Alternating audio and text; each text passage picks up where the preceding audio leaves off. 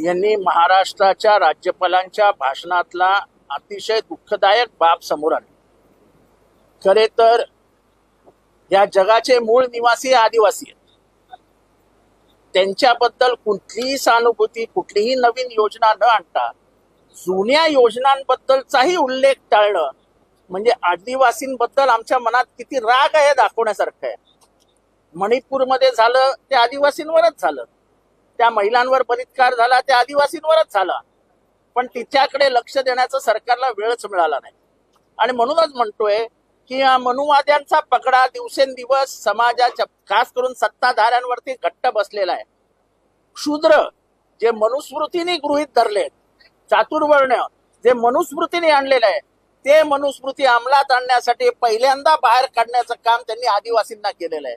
आदिवासी असे बाहेर जाऊ शकत नाही, ते समाजाचा घटक आहे।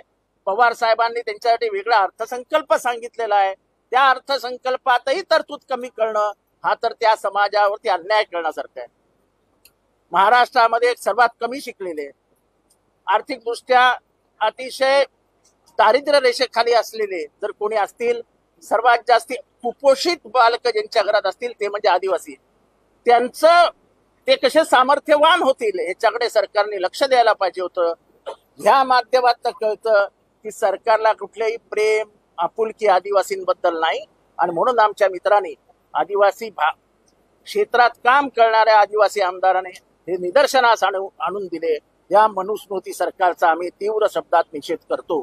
सर, राहुल गांधींना काल हिंदू विरोधी जे आहे ते भाजपकडनं संसदेत घोषित करण्यात आलं। राहुल गांधींच्या संपूर्ण स्पीचची अथवा भारताची मोडतोड करून त्यांचं एक असे पहिली गोष्ट म्हणजे पहिल्यांदा भाजप लोकसभेमध्ये घाबरलेलं दिसतं, घाबरलेलं।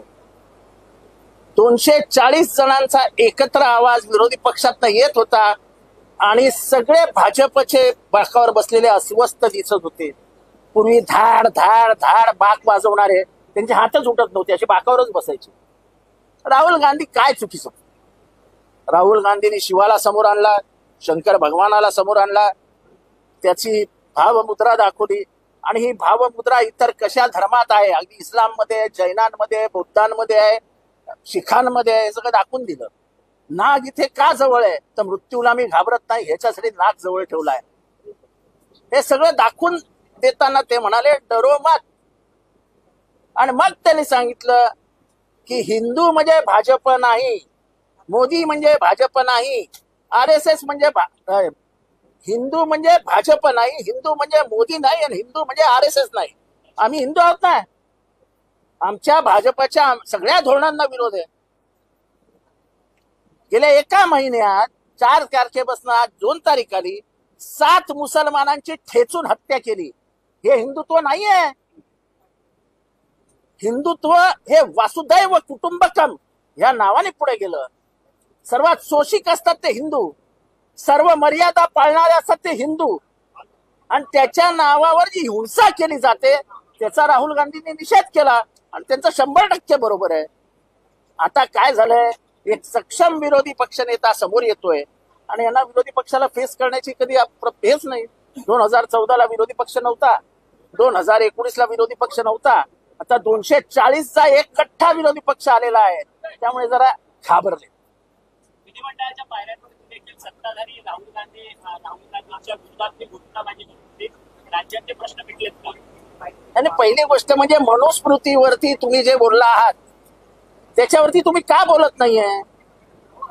असंच संविधानाबद्दल बोललात तुम्ही, आणि तुम्हाला ही खात्री होती की संविधान वरती आलं तर आम्ही मनुस्मृती खालती आणू, पण तुझे सगळेच प्लॅन उडून गेले। 240 वर येऊन अडकलात। संविधान तुम्हाला बदलता येत नाही, आणि आता आम्ही खात्री देतो तुम्ही काहीही केलं तरी चालेल, तुम्हाला मनुस्मृती आणि आम्ही आणून देणार नाही। कसल्या लाडके हे लाडकं ते लाडकं, मनुस्मृतीमध्ये महिलांबद्दल काय लिहिलंय एकदा विधानसभेत वाचून दाखवणार आहे मी। हे 4 वर्ण कसे आले मनुस्मृतीत हे पण वाचून दाखवावं लागेल, आणि म्हणून मनुस्मृती तुम्हाला हवी आहे हे जाहीर करावं लागेल। तुम्ही 4 श्लोक आणणार होते असं सांगितलं, ज्या माणसाने हे सांगितलं तो माणूस एकाही शब्दाने आजपर्यंत बोललेला नाही की आम्ही आणणार नाही म्हणून। तो बोललाय का? आपले शिक्षण मंत्री, काय त्यांचं नाव, दीपक केसरकर, हे बोलले की 4 श्लोक आणणार. ते बोलले का 4 श्लोक आणणार नाही? नको नको ते बोलतायत. उद्या आलं ते म्हणतील मी कुठे बोललो होतो आणणार नाही म्हणून. तेव्हा हे यांचं नाटक असतं. यांना जे करायचं ते करतातच. यांना संविधान बदलायचं होतं, त्यांच्या प्रत्येक वाक्यात ते दिसत होतं. आणि वरच्यांनी संविधान बदललं तर आम्ही महाराष्ट्रात मनुस्मृती लागू करू, अशी यांची भावना होती. या देशामध्ये मनुस्मृती आणि संविधान बदलणं हे मान्य केलं जाणारच नाही. सगळ्या अनधिकृत बाब आणि बॉक्सवरती तुम्ही टीका करत होता, तिथं पार्टी ड्रग्स पार्टी झालेल्या ते सुद्धा बाब आणि बॉक्सवरती कारवाई प्रशासनाकडून सुरू करण्यात आली. असं आहे की मी काल बोललेलो आहे, पिक अँड चूज वरती कारवाई झाली नाही. व्हायची असेल तर ती सगळ्यांवर करा, नसेल करायची तर कोणावरही करू नका. हा त्याचा नातेवाईक, तो त्याचा मित्र, हा त्याचा राजकीय मित्र, तो त्याचा राजकीय मित्र, मग ह्याचं वाचव त्याचं वाचव. वाचवलेल्यांची यादीच जाहीर करतो ना. आणि ज्यांच्या कुठेही ओळखी पळखी नाही ते तोडतायत. एक हॉटेल तर असं तोडलं की त्याचा धंदाच सुरू नव्हता, त्याचं अजून हॉटेलच उघडलेलं नाही, तरी त्याच्या हॉटेलवर गेले, तोडलं. आणि जाताना बेशरम अधिकारी म्हणतो, अरे नशीब तुझं नाव कर्णिक आहे, नाही तर तुझ्या टाइल्स पण काढून देऊन गेलो असतो. घबराहट है, घबराहट, पैसे कांप रहे हैं. शंकर भगवान दिखाते ही सब कांप गए. उनको ये लगता था कि शंकर भी हमारा, ये भी हमारा, वो भी हमारा. लेकिन शंकर का असली रूप क्या है देश को बताने वाले लोकसभा के माध्यम से पहले आदमी थे राहुल गांधी, जिन्होंने कहा कि हर धर्म का अभय मुद्रा है हर धर्म में. हमने देखा तो हमको भी आश्चर्य लगा कि अरे साला हमको मालूम ही नहीं था.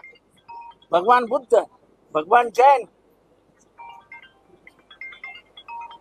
जीसस क्राइस्ट, इस्लाम, सब धर्मों में भाव मुद्रा है. उन्होंने कहा कि नाग गले पे क्यों रखा है? तो मौत से डर निकल जाने के लिए. शिवा ये कहता है कि डरो मत. वो बोले ना, मैं डरता नहीं हूं, मैं डराने के लिए आया हूं. और दिख रहा था सामने कि सब डर गए. और जब उन्होंने हिंदुओं का मुद्दा निकाला तो उन्होंने कहा कि बीजेपी का मतलब हिंदू नहीं है, हिंदू कोई बीजेपी का नहीं है, हिंदू कोई नरेंद्र मोदी जी का नहीं है, हिंदू कोई आरएसएस का नहीं है. अभी हम भी हिंदू है, हम किसी के 7/12 लेके नहीं आए हैं, हम मानते ही नहीं. तो राहुल गांधी से पूरे देश के बीजेपी घबराहट डर गई. और जिस तरीके से लोग आकर्षित हो रहे हैं, आने वाले समय में बदलाव दिखाई देगा.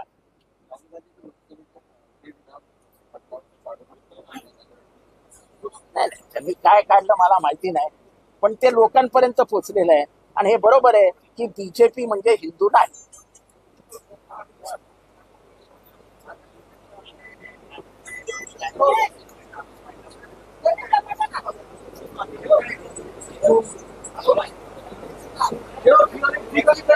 अभी